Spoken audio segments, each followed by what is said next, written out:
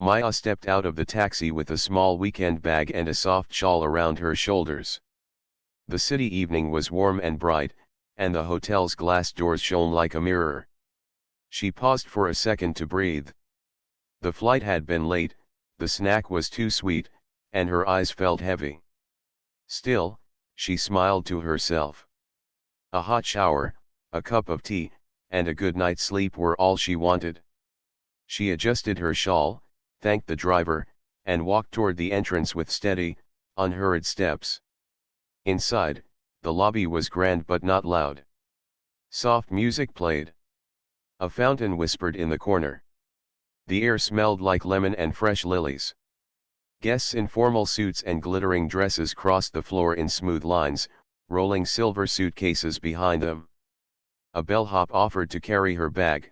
She thanked him and said she would manage. She preferred to keep things simple. She had always been that way, and it brought her a kind of quiet peace. At the front desk, two staff members were busy. One was a young man with kind eyes and a neat name tag that said Javed. The other was a woman with sharp eyeliner and a tidy bun who wore the badge of supervisor, Rita. Javed noticed Maya first. He gave a polite smile and lifted a hand, but before he could speak, Rita stepped forward with a practiced greeting. "Good evening. Do you have a reservation?" Maya nodded and passed her ID and card, along with the message on her phone that showed her booking code. It had been confirmed 2 days ago. Everything should be smooth. Rita glanced at the screen, then at Maya. Her eyes moved from the shawl to the plain sandals and the small bag. "One moment," she said. Her voice was crisp, like she was measuring each word. She typed something, frowned, and clicked again. "I'm afraid we'll need an additional deposit tonight," she said. "It is a policy we apply sometimes." Maya kept her voice calm. She had no problem with reasonable deposits.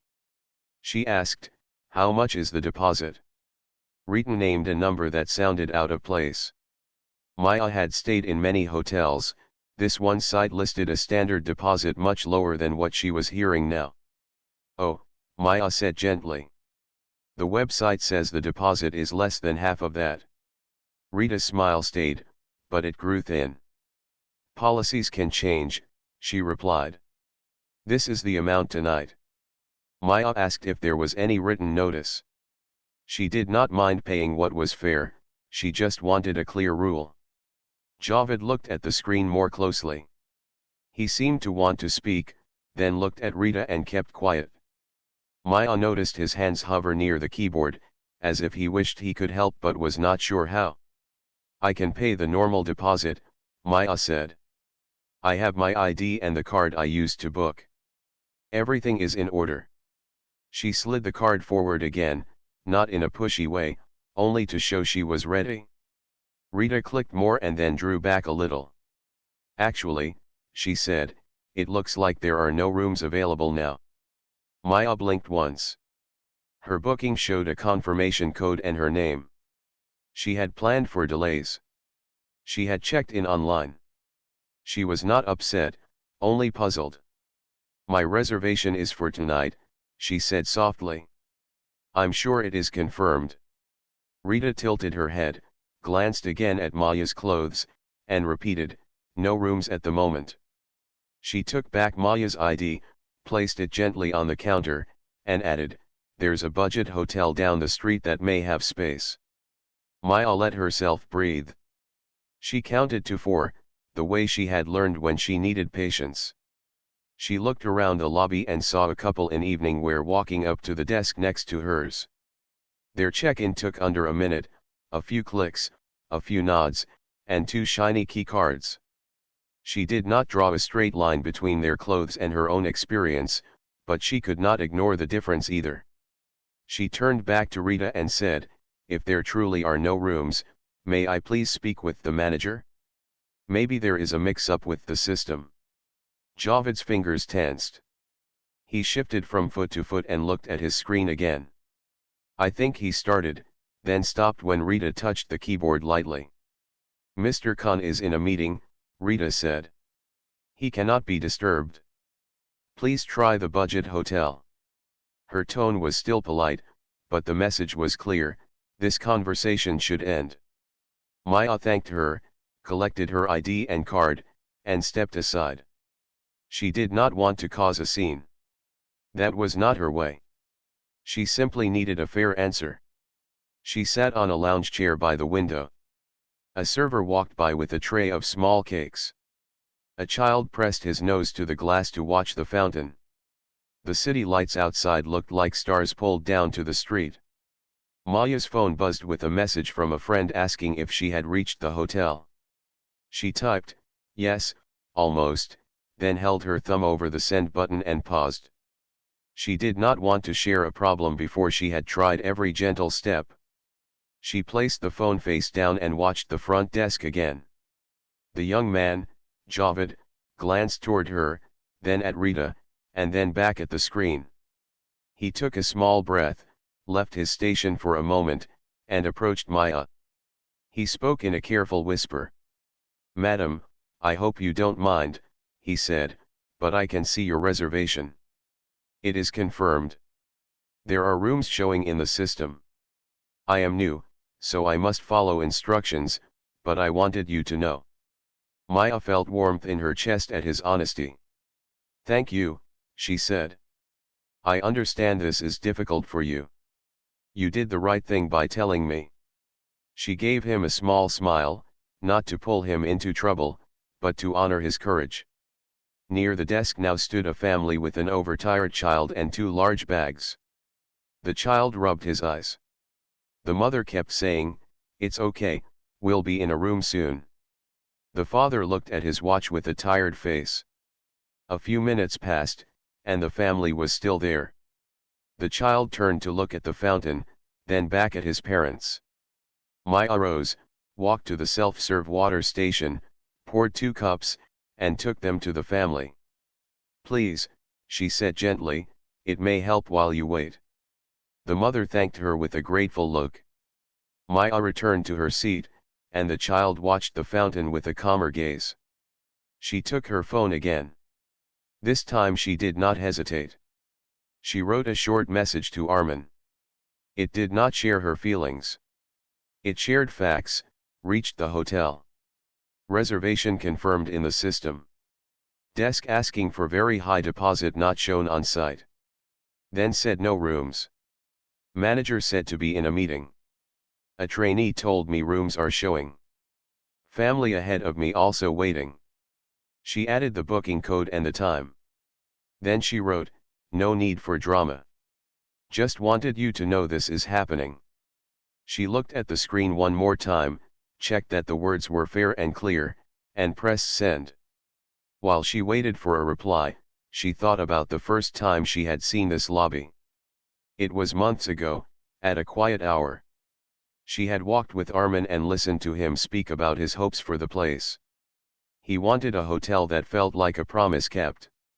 He wanted trained people who could be warm and strong at the same time. He had said, when a guest arrives tired, they should feel like the building itself is helping them rest. He had smiled when he said that. He had meant it. She believed he still meant it. Her phone lit up with a small, simple response, "I'm on my way." She exhaled. She did not plan to stand up or point at anyone. She did not wish for any person to be shamed. She only wanted the hotel to honor its own values, the same values that had made her love it in the first place. She put the phone away and folded her shawl across her lap. If this took more time, then so be it. She had waited through delayed flights and long lines before. Calm could be a choice, she reminded herself, and she chose it now. Another guest approached the desk with a glossy bag and a small dog in a carrier.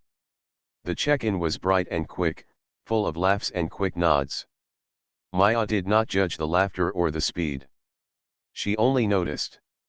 The fountain kept its whisper. The music moved from one soft song to another. The family with the child shifted their bags again. Javed's forehead showed a crease that had not been there earlier. He looked like someone who wanted to do his job the right way and was trying to learn how. After a few more minutes, Maya stood and walked back to the desk. She waited until there was a pause and then spoke to Rita with the same quiet tone as before. "I appreciate your time," she said. "I will wait for the manager. If he is busy, I'm happy to sit until he is free. I only want to confirm the written policy and understand what happened with my booking." Rita kept her professional smile. "As I said, madam, there are no rooms," she replied. "And about the deposit, this is normal today." Maya nodded slowly. She did not argue. She did not raise her voice. She simply said, "Thank you," and returned to her seat by the window. The sky outside had turned deeper blue now. A line of cars formed at the entrance. The bellhop hurried with a polite energy, opening doors and lifting bags. A housekeeper passed through the lobby with a small cart of flowers to place in the lounge. She paused to fix a bent leaf and continued on her way. The gentle care in that small action made Maya smile. It was a good sign. Care lived here somewhere, it only needed to be invited back to the front desk. Javed returned to his station and served the next guest. His movements were careful, as if he was keeping two sets of notes in his head, one for the system rules and one for the human heart. Maya admired that effort. She knew what it felt like to be new and to want to do well. She hoped he would have a mentor who could show him how to balance guidance and courage. She made a quiet promise to herself that, when this was over, she would remember his name. Her phone buzzed again, not with a call, but with a calendar reminder she had missed earlier. It said, "Tea with Auntie on Sunday." She smiled and turned the reminder off. Her aunt would laugh about this night and then ask whether the tea in the room was any good. Maya looked at the lounge menu and tried to imagine the taste of chamomile with honey.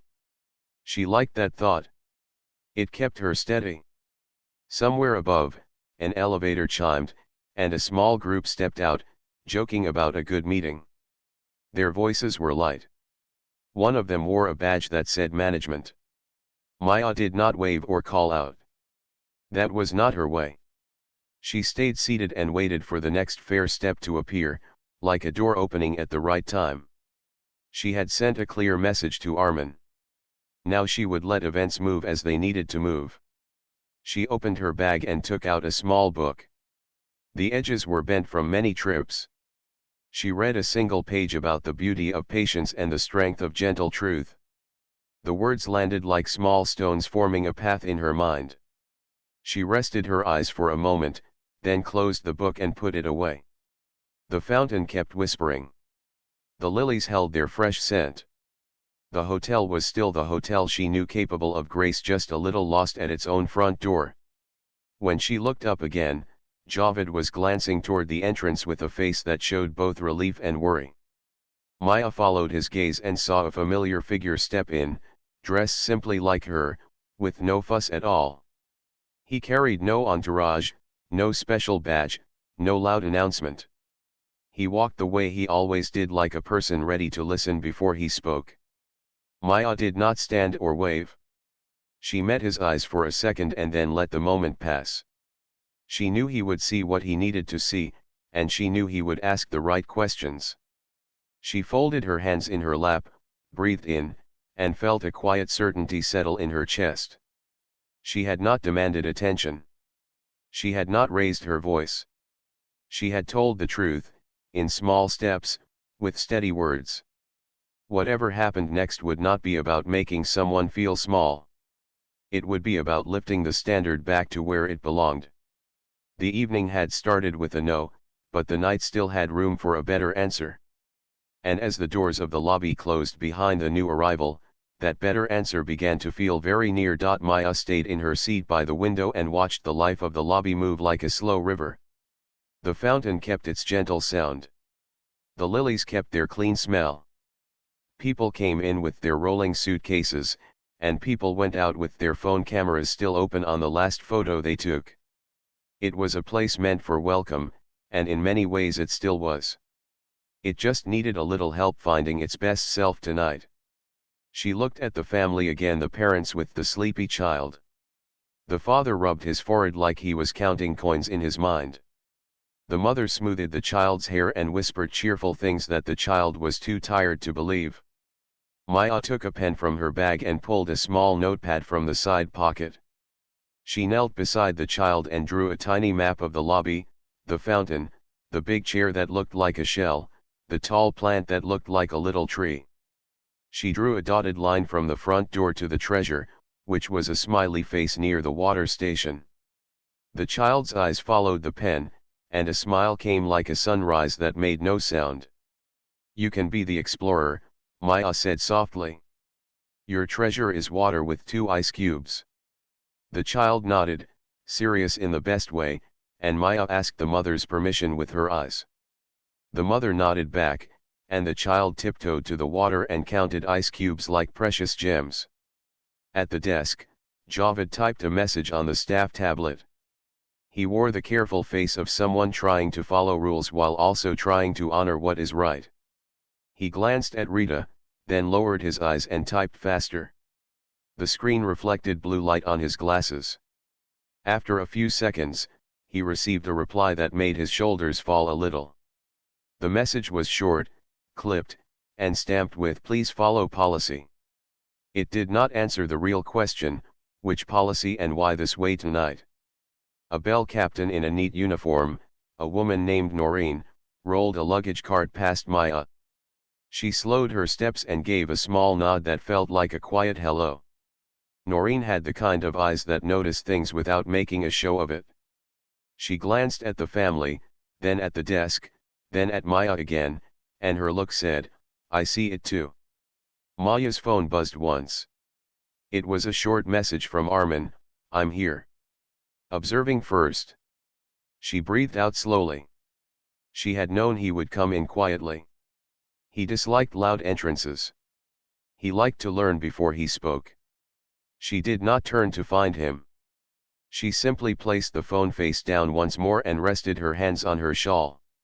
If a table is not level, you do not slam it, you slide a small wedge under the short leg. She reminded herself of that. A new guest arrived with a glossy bag from a luxury store. The bag was the kind that folded like a book and had a thick rope handle.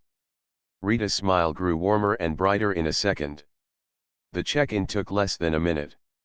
There was no talk of extra deposit. There was no pause, no frown at the screen. The guest laughed about a dinner reservation, and Rita laughed too. Javed's fingers paused over his keyboard, and he looked at the system page that listed available rooms. The number did not say 0. Maya watched without adding stories to what she saw. She did not guess at motives. She did not label anyone. She simply counted the small signs the way a careful person counts steps on a staircase in the dark: 1, 2, 3. A friendly smile here, a harder tone there. A quick key card for this person, a longer wait for that one. None of it shouted, but together it told a tale. She rose and walked slowly to the family again. "Would you like me to ask the lounge for some warm milk for your child?" she asked the mother. The mother looked surprised and grateful. "If it's not trouble," she said. "No trouble at all," Maya replied. She went to the lounge host and asked for a small cup of warm milk, no sugar. The host said yes with a kind nod and brought it in a few minutes, with a napkin folded like a pocket. The child took one careful sip and then relaxed into the mother's side, eyes half open but calm now. Noreen came back with an empty cart and spoke in a low voice as she passed.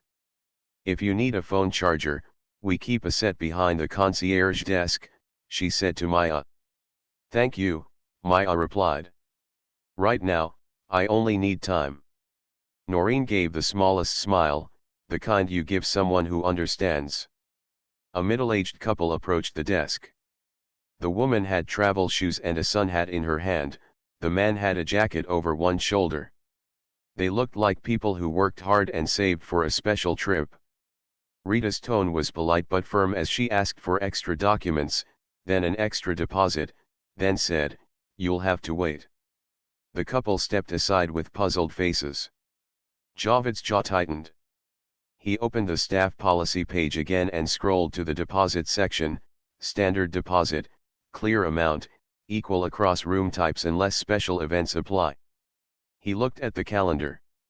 There was no special event tonight, only the soft music of a normal evening. He swallowed and tried to catch Rita's eye. She did not look at him. Maya returned to her seat and wrote a few notes on her pad. She wrote times and small facts, not opinions. She had learned that facts have a way of making space for better actions.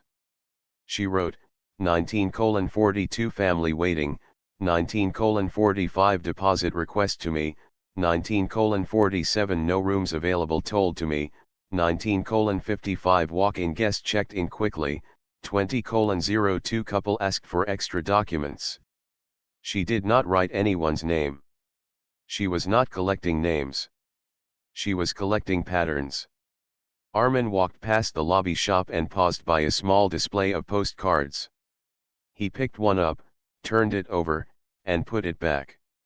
Then he walked to the concierge desk and asked softly, "How is check-in flow tonight?" The concierge said, "Busy, sir, but smooth," in the polite manner of someone who wants to believe the best. Armin thanked him and stepped to a quiet corner near a tall plant. From there he could hear the front desk without standing over it. Rita saw Armin but did not recognize him.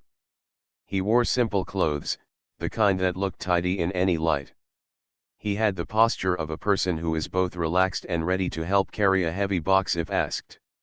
He watched Javed's hands on the keyboard and watched the small line form again, 2 guests with quick check-ins, then a pause when the next 2 did not fit the evening's picture. Maya did not wave to him. She knew he would make his own path through this, step by step. She took out her book again but did not open it. Instead, she looked around for other small ways to make the room kinder. A man nearby searched for a power outlet. She pointed to one behind a plant and offered him a spare plug from her bag. He said thank you and smiled with his whole face, the way tired people do when a small problem drops away. Javed looked at the available rooms list again and then did something he had not tried yet. He printed the list. The small printer behind the desk made a quiet CHRR sound and slid out a page. He placed the page next to the keyboard, a small paper mirror of the truth. Rita glanced at it and moved it under a folder with one motion. "Thank you," she said in a tone that ended the subject. Javed nodded, but in his chest he felt a tiny knock, a reminder that a person is hired to serve the guest, not a habit. Mr. Khan came out of a side door and walked through the lobby with 2 men who looked like vendors. He smiled, pointed at a display, shook hands, and then kept walking. Maya rose and took 2 steps toward him, then stopped. If she spoke now, she would pull him from a conversation that might be all show and little substance. She sat back down. When a clock is not set right, you do not shout at the clock, you set it quietly to the right time. She waited. Armin stepped a little closer to the desk as a new scene played out. A well-dressed man placed his card on the counter and joked about forgetting his ID. Rita laughed and said, "No problem, sir, I remember you." She handed him a key card. Javed stared at the system note, "ID required for all new check-ins." He opened his mouth. Rita's glance closed it again. The man left with a cheerful wave. Armin nodded to himself. He did not write anything down, but he did not need to. He had seen enough small signs to see the large picture. Maya checked on the family. The child had finished the warm milk and now leaned on the mother's shoulder, fast asleep. The mother whispered, "Thank you," and wiped a small tear that came not from sadness but from relief. "You are welcome," Maya said. "I think your room will come soon." She did not say why she believed that. She did not point to Armin. She only spoke a gentle hope she trusted. Noreen returned again, this time with a stack of folded maps for tourists. "We're trying a new thing," she said to Maya. "Short walking routes to the park, the museum, and the old bridge." Maya looked at the maps. "These are lovely," she said. Clear and friendly. They will help people feel brave about exploring. Noreen smiled a little more. That's the idea. A small group of business travelers entered, talking about contracts and coffee. Rita greeted them with a brightness she had not used with the family, and Javed felt the gentle knock in his chest again. He thought of his training class last month. The instructor had said, a 5-star hotel is not a list of objects. It is a way of seeing every guest. He wished the instructor could see the desk tonight. He wished he could ask, how do I speak up in a way that is respectful and also strong? Maya wrote one more note, 20:17 walk in without ID allowed. She closed the notepad and looked up at the ceiling for a moment, as if it might offer a wise line from an old song. It did not, but it offered silence, which sometimes is the better gift. Silence can make room for a good word to find its way. Armin looked at the clock on the wall. He could feel the moment approaching when quiet watching would no longer be enough. But he did not want to humiliate anyone. He never wanted that. He wanted to lift the standard, not crush people under it. He breathed in, breathed out, and then stepped back to the plant. From there he sent a message to Maya, I will ask a few questions in a moment. Stay comfortable. She replied with one word, okay. It was not a plan to win a debate.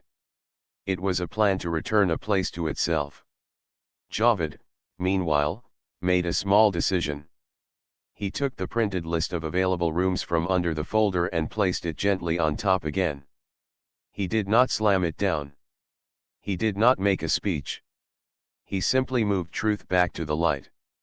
Rita looked at him. For a second, something flickered across her face, annoyance, surprise, maybe even a small dose of respect that she did not expect to feel. What is this? She asked, though she knew. Available rooms, ma'am, Javed said. His voice did not shake. It shows we have standard rooms open. The couple with the sun hat and the jacket watched the scene the way people watch a storm cloud and wait for rain. Maya watched too, her hands folded. Noreen slowed her walk again. The concierge leaned a little to one side to hear better.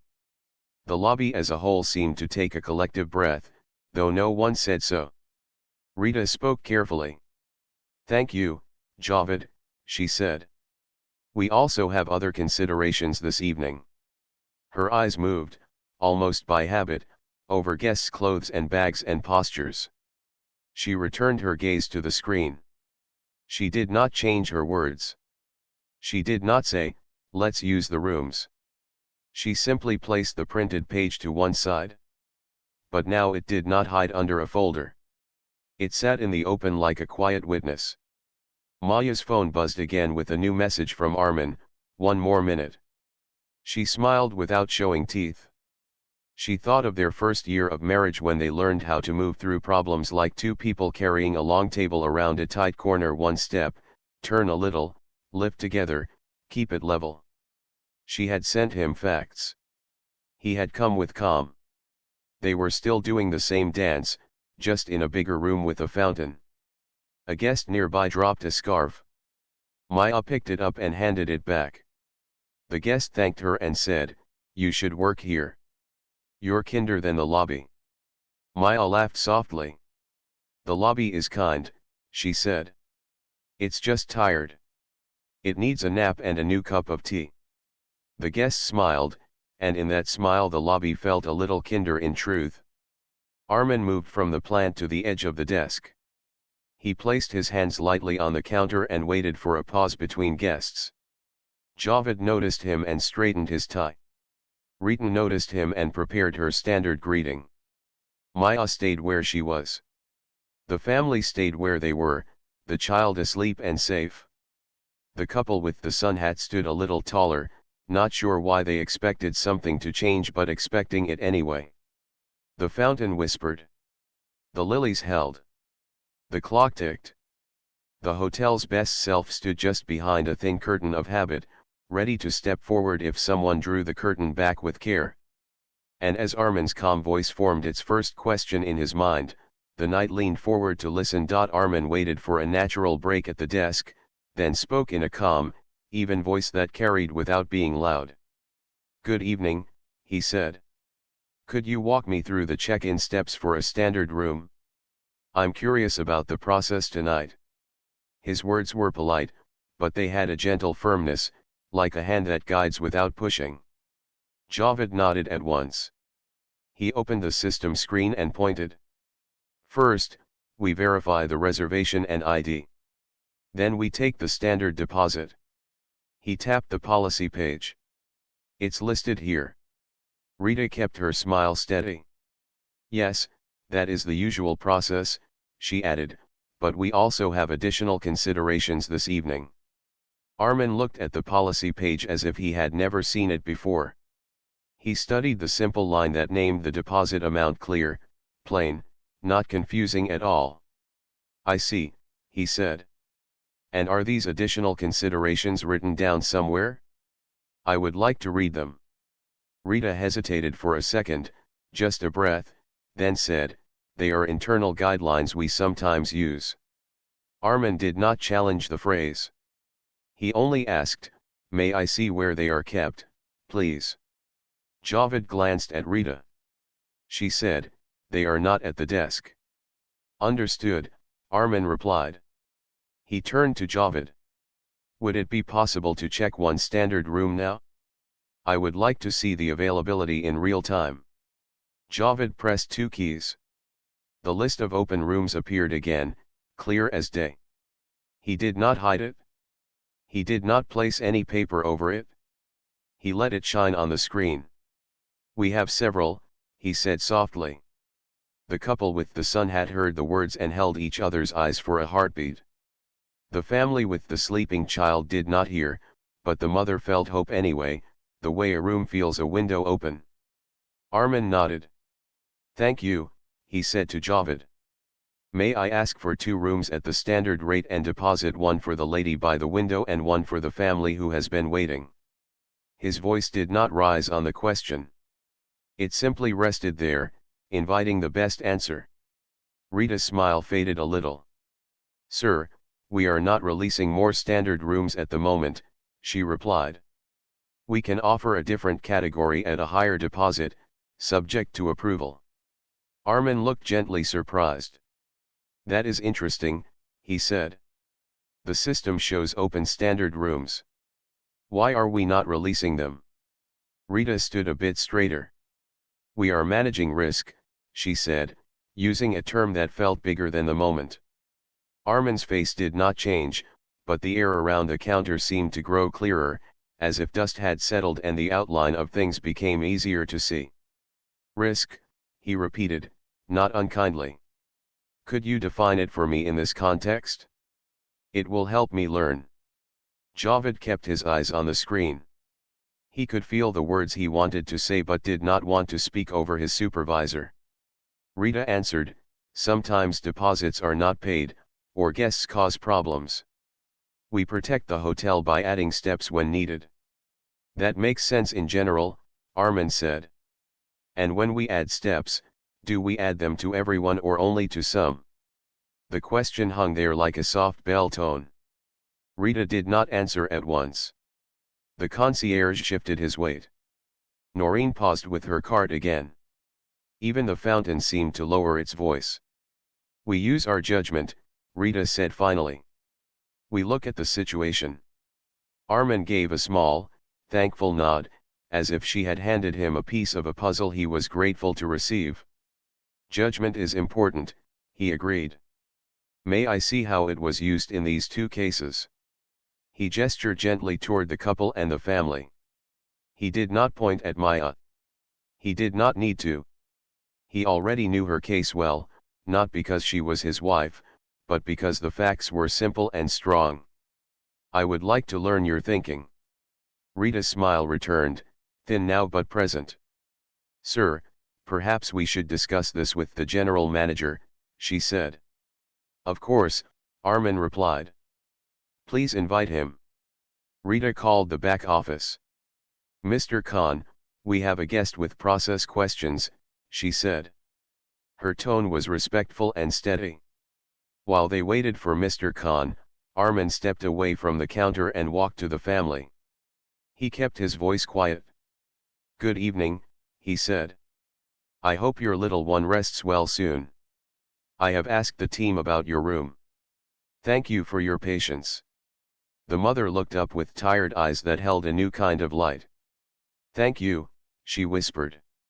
The father nodded, unsure who this man was, but grateful for the gentle attention. Armin did not make promises. He simply shared that he was working on it. He then walked to the couple with the sun hat and said, "Thank you for waiting. We are reviewing the process to make sure it is fair." The couple exhaled in the same way people do when someone finally says the quiet part out loud. He approached Maya last. He did not make a show of greeting. He bent a little, as if to level his voice with hers. "How are you?" he asked. "Comfortable enough," she answered with a smile that reached her eyes. "I made a treasure map for a small explorer."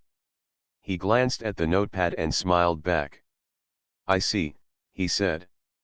"Perfect use of lobby paper." He did not mention the delay. She did not mention names. They did not need to. Their words held a shared trust. "We will handle this with care." Mr. Khan arrived, fixing his tie and setting his face in a neutral line. "Good evening," he said to Armin. "I am Mr. Khan, General Manager. How may I assist?" Armin introduced himself simply by first name. "Good evening, Mr. Khan. I would like to understand our check-in process tonight. I have seen the policy page. I have also observed steps that do not match that page." Mr. Khan replied with a rehearsed calm. "We have procedures to ensure a smooth experience for all guests." He said the words the way one reads a label on a box. Useful, but not yet alive. Armin stood in a posture that shared respect, not confrontation. "Excellent," he said. "May we look together at the live screen with room availability?" Mr. Khan nodded. They moved to the monitor. Javed showed the open standard rooms again. "Thank you, Javed," Armin said. "Your clarity helps." Then he turned to Rita. "And thank you for keeping service moving. Could you help me understand why we told certain guests there were no rooms?" Rita answered carefully. "We anticipated late arrivals and wanted to hold rooms." Mr. Khan added, "Yes, we sometimes hold rooms to avoid overbooking." Armin asked, "Is there an overbooking tonight?" Javed checked a number and shook his head slightly. "No, sir," he said. Mr. Khan saw the shake. His face shifted by a degree. It was the expression of a person who realizes a wheel has been turning without him noticing the small squeak. "I would like to review logs," Armin said gently. "Not to blame, but to learn. If we do not match policy, we will either fix the action or fix the policy." He requested the check-in timeline for the last hour, key cards issued, deposits collected, exceptions made. Javed printed the list. The small printer gave its soft CHRR again, making a ribbon of facts that did not raise their voice. Armin read the line slowly, then placed the page on the counter in clear view. "Here is what I see," he said, not accusing, only observing. Some guests were asked for an extra deposit beyond the posted policy. Some were not asked at all. One walk-in guest without ID was allowed to proceed. 2 confirmed reservations were told no rooms while the system showed open rooms. "Does this match your understanding?" His tone was gentle but left no comfortable space for confusion. Rita's hands folded. Mr. Khan's eyes moved from the page to the couple, to the sleeping child, to Maya by the window, to Javed's steady face. He took a breath. "It appears," he said slowly, "that we have not followed our written policy this evening." The sentence was simple. It was also the door the lobby had been waiting for. Armin nodded once. "Thank you for acknowledging that," he said. "Let us correct it now, and then we will talk about how to prevent a repeat." He turned to Rita.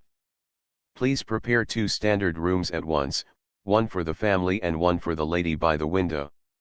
Use the standard deposit. He turned to Javed. Please check them in. Javed's eyes widened not from fear, but from relief that felt like fresh air. Yes, sir, he said, and began typing with a speed that came from clarity, not worry. Rita hesitated. It was a small pause, the kind people take when their habits meet a new rule of light. Right away, she said. She picked up the phone to housekeeping. 2 standard rooms, priority turned down, she said. Her voice was calm and clear. She was good at her job when the path was true. She just needed the path to be true. Armin watched the keys print. He felt the lobby's hush turn into a kind of soft hum of good energy. While Javed worked, Armin spoke to Mr. Khan in a tone meant for adults who build things. After the guests are settled, I would like to sit with you for 15 minutes, he said. We will look at the deposit policy, the exception rules, and the escalation steps. I want a simple plan that any new team member can follow when something feels unclear. We will also create a way for juniors to raise a concern without fear. Mr. Khan nodded. Agreed, he said. He looked at Javed. Thank you for keeping the policy page open, he added, and the thanks sounded real. Javed printed the keycard sleeves and wrote the names with neat care. He brought the first set to the family. The father's eyes shone with tired gratitude. The mother whispered, "Thank you," as if she did not want to wake a blessing. The child slept on, unaware that a long day had just turned into a safe night. Javed offered to carry a bag. Noreen appeared with her cart, ready to help. "This way, please," she said, and her voice felt like a soft hallway light. Javed brought the second key set to Maya. He did not know who she was in relation to the gentleman at the desk. He did not need to know. Your room is ready, madam, he said. We used the standard deposit. Maya stood and smiled at him. Thank you, Javed, she said. You did your job with honesty. He lowered his eyes a little, humbled by the simple praise that meant more than any speech. Armin waited until both check-ins were in motion. He did not announce anything to the lobby. He simply let the right actions speak. When the family and Maya moved toward the elevators, he turned back to Mr. Khan and Rita. One more thing, he said, still gentle. Please note every step we took tonight, the confusion and the correction. Tomorrow morning, we will turn it into a one-page guide. No jargon. Just clear, fair steps. Rita met his eyes. For the first time, her face lost all its practiced lines and showed something true, a person who did not wake up planning to fall short, but who had. Understood, she said quietly. Armin nodded, not with triumph, but with shared purpose. Thank you, he replied. We will all be better for it.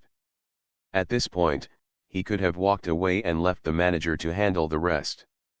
Instead, he added one more clear note. Also, please offer a sincere apology at the desk, he said. Not dramatic, not public theater.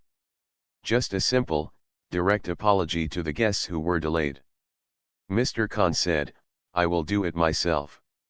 He stepped toward the couple with the sun hat and spoke softly. They listened, then smiled and shook his hand. The apology did not erase the weight, but it leveled the table again. The fountain kept its whisper. The lilies kept their calm scent. The lobby began to move with a smoother rhythm, like a song that had found its right key. Armin took a final look at the policy page on the screen and then at the printer with its small stream of facts. He thanked Javed again, thanked Rita for adjusting, and thanked Mr. Khan for stepping in. None of the thanks were heavy. They were light and real, and they left room for tomorrow. He then walked to the window where Maya had been sitting. The chair was empty now, the notepad closed on the table, the little treasure map folded and tucked under the edge like a found leaf. He picked up the map and smiled at the dotted line leading to the water. He folded it once and slipped it into his pocket, a quiet souvenir of a night when small choices made a big place feel honest again. As he turned toward the elevators, he felt many eyes rest on him with a question he had chosen not to answer yet: who is this man? He did not need a title to do the right thing. But he also knew clarity helps people learn faster. At the last moment, before he stepped into the lift, he went back to the desk, not to create a scene but to close a loop. "Mr. Khan," he said in the same steady voice, "please inform the team that I am Armin, the owner. I prefer to be a student first, but I will always be present when our values need a hand." Mr. Khan absorbed the sentence with a small bow of the head. "Yes, sir," he said, and this time the sir was not for show. It was for shared responsibility. The elevators opened with a clear chime. Somewhere above, turned-down lights warmed quiet rooms. In one of them, the family would place their sleeping child on a soft bed. In another, Maya would set her shawl on a chair and make tea, maybe chamomile with honey. Down below, the desk would begin to feel different, not because the furniture moved, but because the rules had come home. And the night, which had started with confusion, now leaned toward a better morning. The elevator doors closed, and the lobby began to breathe again. Upstairs, the corridor lights glowed warm and steady. Maya stepped into her room, set her shawl on the chair, and filled the kettle. She did not rush to call anyone or post anything. She opened the window a few inches to let in a line of night air. Far below, the fountain's whisper was only a soft memory. She made tea and sat by the small table. She felt grateful for the quiet and also curious about what would happen next downstairs. On the service level, Mr. Khan led Armin and Rita into a small meeting room behind the front desk. The room had a whiteboard, a short stack of policy binders, and two chairs that squeaked a little when you moved. Javed stood at the door with a notepad, unsure if he should stay. Armin looked his way and said, "Please join us." Javed stepped in, closed the door gently, and sat with his pen ready. Armin began with a simple line. "We are here to fix a process, not to break a person." Rita's shoulders, which had been tight, lowered by a small degree. Mr. Khan nodded, grateful for the tone. Armin pointed to the printed list of check-ins and the deposit policy page. "These are our facts," he said. "Let's match them to what happened, step by step." They walked through the hour together. Javed explained the system screen and the standard deposit amount. Rita shared her thinking in a clear but careful voice. "Sometimes," she said, "guests do not pay extras. Sometimes they leave a room in a way that creates cost. I have learned to add checks when I feel risk." Armin listened without interruption. When she finished, he asked, "How do you choose which guests get extra checks?" Rita paused. "It's a feeling," she said honestly. "Clothes, bags, the way someone talks, the time of night. I watch for signs." Armin drew 3 small circles on the whiteboard and wrote one word in each: policy, judgment, dignity. He connected them with lines. "We need all 3, he said. "Policy gives us a base. Judgment lets us adapt. Dignity keeps us fair and human. If any one of these is missing, service becomes uneven." That is what our guests felt tonight. He turned to Mr. Khan. "Do we have written guidance for when to add extra checks?" Mr. Khan opened a binder and flipped pages. "We have a list for high-demand nights and special events," he said. "We do not have a step-by-step guide for uncertain moments." Armin nodded. "Then we will make one." He sketched a simple stoplight on the board. "Green," he said, coloring a circle with a marker, "means follow policy as written. Yellow means something feels unclear. In yellow, we pause and call the manager on duty every time. Red means we have a clear reason in writing to deny or adjust. Red is rare, and it comes with a note in the system and a manager's signature. No one stands alone in yellow or red. Junior staff should never have to guess without help. Javed wrote the words green/yellow/red in his notes and underlined call the manager. He felt a warmth in his chest, the kind you feel when a road sign appears on a foggy street. Rita watched the board with a face that shifted from guarded to thinking. If we do this, she asked, what happens if a guest argues? If I call a manager and the guest complains about waiting? Armin answered simply, you will not be alone. The manager will own the decision with you. And we will post the deposit rule where guests can see it. Clear rules reduce arguments. Hidden rules create them. He asked Mr. Khan for the CCTV timestamps that matched the printed log. They watched short clips, the family arriving, the couple, the walk-in without ID, and Maya waiting by the window with her quiet patience. They did not replay the scenes to shame anyone. They watched them to learn.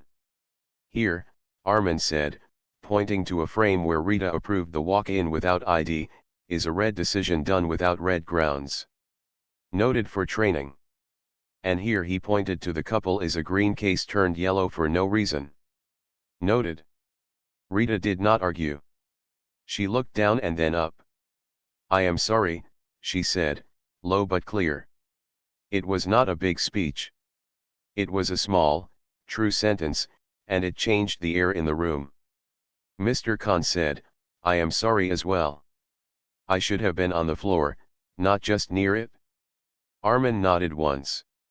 Thank you. We will move forward together. He set quick actions, each one small and exact. Post the standard deposit and ID rules at the desk and on the screen. Guest sign same words, large font, easy to read. Create a one-page yellow steps card. When unsure, pause, call the manager on duty, write a short note in the system, and offer water or seating while the guest waits. Add a speak up line on the staff tablet, a button that sends a note to the manager and to Mr. Khan when a junior feels a decision is sliding away from policy. No blame, just a ping that says, please come. Tomorrow morning, a 45-minute refresher for the front of house team, short role plays using real situations from tonight, with clear language and no shaming. Thank Javed in front of the team for keeping the policy page open and for printing the room list. Name courage so others can see it. Invite Rita to help lead the refresher. She knows the desk. Her voice can guide the fix. Rita listened, then lifted her hands slightly. May I add one more item, she asked. Please. We should remove any private targets that push us to collect deposits beyond the rule, she said. Nothing written. Just the habit of thinking a bigger deposit is a sign of control. It is not. It makes us look unsure. Mr. Khan stared at the table for a moment and then said, agreed. We will stop measuring that. We will measure compliance and guest clarity instead. Armin smiled, small and real. Good. Clear beats clever. He looked at Javed. What would make your work easier when you feel a rule is bending? Javed answered carefully. A set line I can say, sir. A sentence I can use with any guest and any co-worker. Armin uncapped the marker again and wrote, I want to be fair and fast. Let me call my manager to keep us on the clear path. He underlined fair and fast. Practice this line, he said. It sounds humble and strong at the same time. They stood. The meeting had taken only 15 minutes, but it felt like a hinge on a door.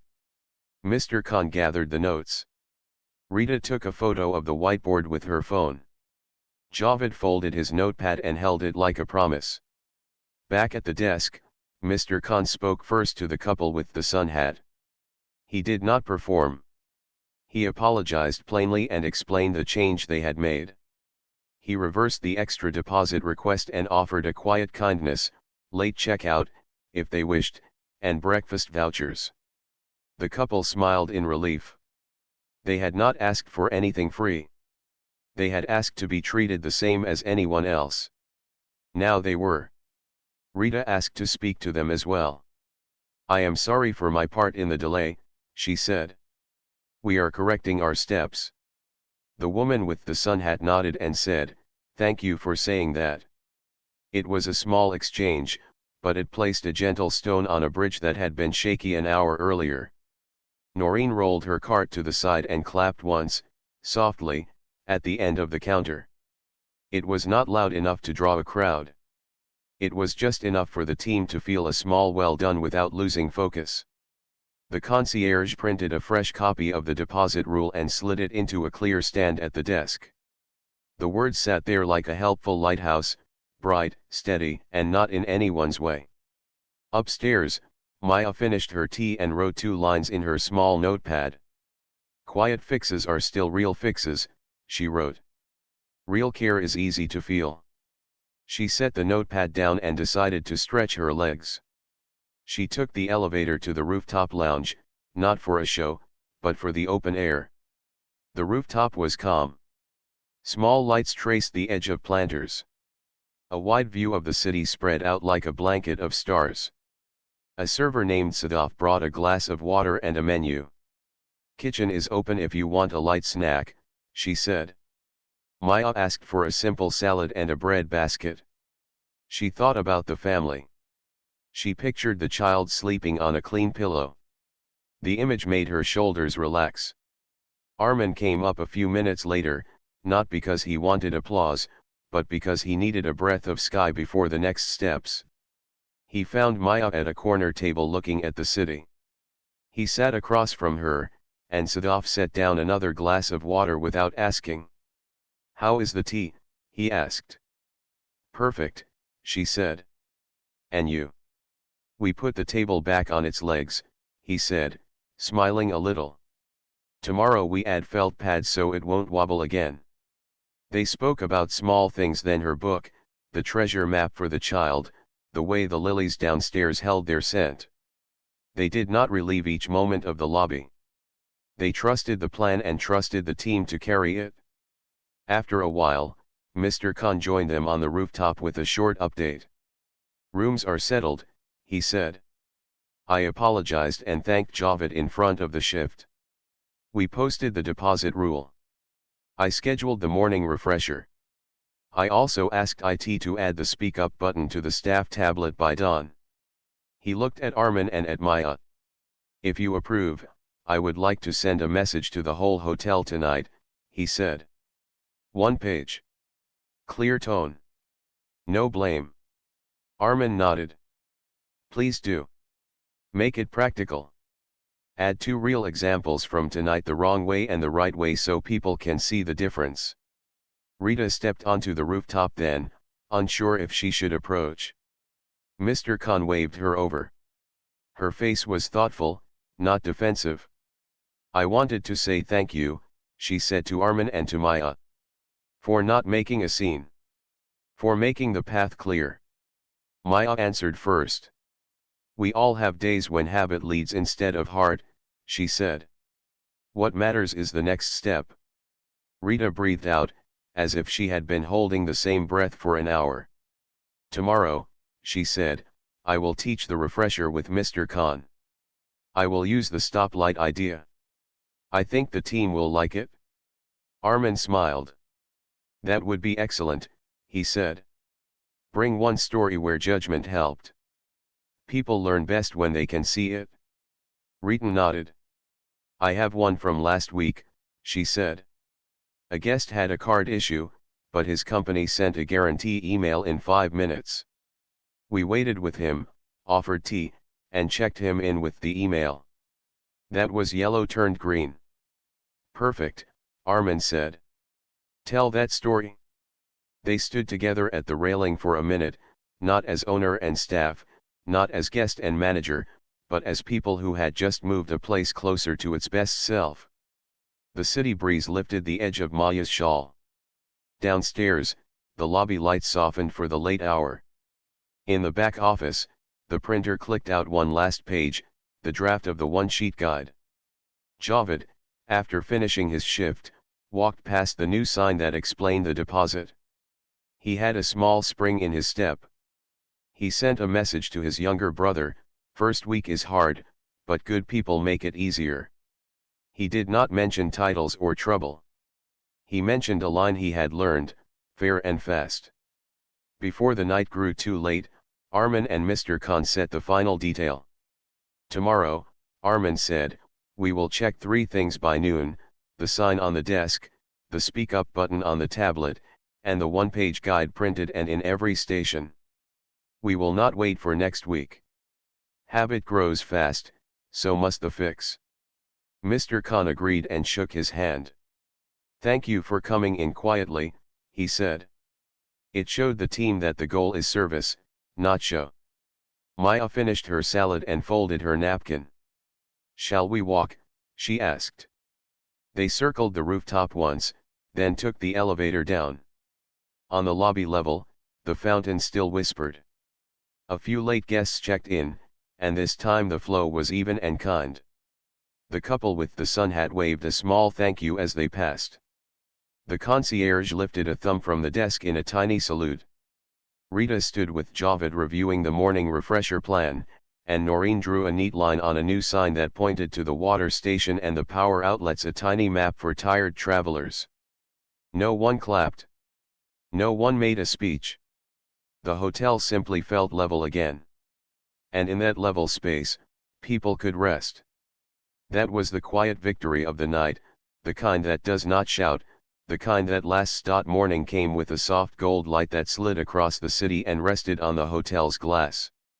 In the breakfast room, quiet music played and the smell of warm bread drifted out of the kitchen. Maya woke early, took a slow breath, and felt peace settle in her chest. Last night had been long, but it had ended in a good place. She wrapped her shawl, checked the small treasure map still in her bag, and smiled. Somewhere down the hall, a child had slept well. She took the elevator to the lobby. The fountain kept its gentle voice. A new sign stood at the front desk in clear words, "Welcome. Standard deposit and ID rules are the same for everyone. If anything is unclear, we will call a manager at once." The letters were large enough that even a tired traveler could read them without leaning in. Noreen dusted the sign and set a small vase of fresh flowers beside it, as if to say, clarity can be kind and pretty at the same time. Javed stood at the desk with a neat stack of room cards and a new badge pinned above his name, a small star that said thank you for speaking up. He did not stare at it or show it off. He just stood a little straighter. Rita walked up, greeting the team with a calm voice. She had her training notes in hand. The worry lines on her face from last night were softer now. She looked not guilty, but ready. Mr. Khan checked his watch. "We start in 10 minutes, he said. Short and sharp. He held a folder with the one-page guide they had written after midnight, the stoplight plan, the exact deposit amount, the sentence staff could use when they needed to pause, the promise that a manager would always stand beside them when things turned unclear. There was also a line in bold, "We protect dignity and our hotel at the same time." Guests began to arrive for breakfast. The couple with the sun hat walked in, smiling. The man gave a little wave toward the desk. Rita stepped forward. "Good morning," she said. "Breakfast is just ahead. If you'd like late checkout, it's confirmed." The woman lifted her hat in a playful salute. "Thank you," she said. "We feel welcome today." It was a small sentence, but it warmed the air. The family appeared next, the child wide awake now and curious. He held the tiny map Maya had drawn, folded in two. When he saw Maya in the lobby, he ran a few steps, then slowed because he had been taught to walk in hotels. "We found the treasure," he said. 2 ice cubes. Maya knelt to his height. "Explorers always find a second treasure in the morning," she said. "Today it is warm bread." He laughed and showed the map to Javed, who admired it with the respect usually given to a passport. The mother and father thanked Maya again, then thanked Mr. Khan as well. "We saw the new sign," the father said. "It helps." Mr. Khan nodded. "It helps us too. At 9 o'clock, the team gathered in a small lounge behind the desk. They formed a half-circle: front desk, concierge, bell team, and one person from housekeeping who had asked to sit in. The whiteboard had 3 circles: green, yellow, red. Rita stood by it with a marker. "Good morning," she said. "We will practice what to do when we feel unsure. I will show an example from last week where judgment helped. Then we'll practice last night's scene the right way." She told the story of the guest with the card issue whose company emailed a guarantee. "That was yellow turned green," she said. "We waited with him. We offered tea. We wrote the note. No extra hurdles, just the right ones." She handed the marker to Javed. "Your turn. Teach the line." Javed wrote in careful letters, "I want to be fair and fast. Let me call my manager to keep us on the clear path." The team said the line together, not like a chant, but like a tool they might hold in their pocket and use when needed. They played a short role play. Noreen pretended to be a tired traveler with a worn bag. Rita asked for the standard deposit, no more, no less. Javed pretended to be the junior who suddenly felt unsure. He used the sentence. Mr. Khan, playing himself, came in and owned the decision with him. It was simple. It was strong. People nodded. The practice lasted 20 minutes, and when it ended, the team clapped once, not for show, but because good steps feel good. Meanwhile, the Speak Up button appeared on the staff tablet. IT had made it large and clear. If a junior pressed it, the manager on duty and Mr. Khan both got a short message: "Desk needs clarity." No one would be judged for pressing it. The button was like a handrail on a staircase there when balance wobbled for any reason at all. Armin arrived at the end of the session. He did not stand at the front. He stood with the team. "Thank you," he said. "You fixed last night and set us up for many mornings. I have only 2 asks. First, keep our words simple. Simple words travel fast. Second, keep your hearts clear. If a rule ever feels like it is hurting dignity, pause and call. We will stand with you." He looked at Rita. "Thank you for leading." He looked at Javed. "Thank you for courage." He looked at Mr. Khan. "Thank you for making it real by this morning." After the training, work did not slow. A new wave of guests checked in for a conference. A woman in sportswear came straight from a red-eye flight. Her ID photo had an old hairstyle, and she worried it would cause trouble. Javed smiled and followed the green path. "Your ID is valid," he said. "Welcome." He took the standard deposit and offered water. No extra tests. No hesitation that could feel like a doubt about her worth. She thanked him like he had taken a stone out of her shoe. At noon, a delivery driver arrived with boxes for the kitchen. He had misplaced his company badge and looked nervous at the staff entrance. Noreen met him with kindness and process. "Yellow," she said softly to herself. She called the manager on duty, checked the delivery list, matched the name on his license to the order, and walked him in. Clear steps, warm tone. He left saying, "This place is strict but fair," which is exactly what a good place should make people say. In the afternoon, Mr. Khan sent a message to all staff, 1 page, as promised. It told the story of last night's lesson without naming any guest or any single person. It shared 2 columns, what we did and what we will do now. It ended with a short line: "We welcome everyone the same way. That is our brand, our promise, and our pride." Down in housekeeping, a team lead read the message and said, "This also helps us. When we knock and a guest needs more time, we give it and note it. Fair and fast for rooms too." Maya spent part of the day in the lounge with her book. She watched little signs of the new way. The deposit rule sign stood firm. The desk felt even. A guest in simple clothes checked in, and everything moved like a clear stream. She wrote another note in her pad: clarity is a kind of furniture. Once placed, everyone uses it without thinking. She closed the pad and went for a short walk in the neighborhood. On the way back, she bought a small box of colored pencils. She brought it to the concierge desk and said, "For young explorers who may need a map while they wait." The concierge smiled with his whole face. "We'll keep them in the drawer by the water station," he said. By evening, the hotel felt like a living promise again. Not perfect, but honest. The couple with the sun hat sent a note to the desk: "Thank you for the clear morning. We told 2 friends to stay here next month." The family stopped by to drop off the treasure map. The child had drawn a new path on it with a blue crayon and written a word in big letters: "Thanks." Rita taped the map on a corkboard behind the desk. "This is our reminder," she said. "Our job is to turn waiting into resting."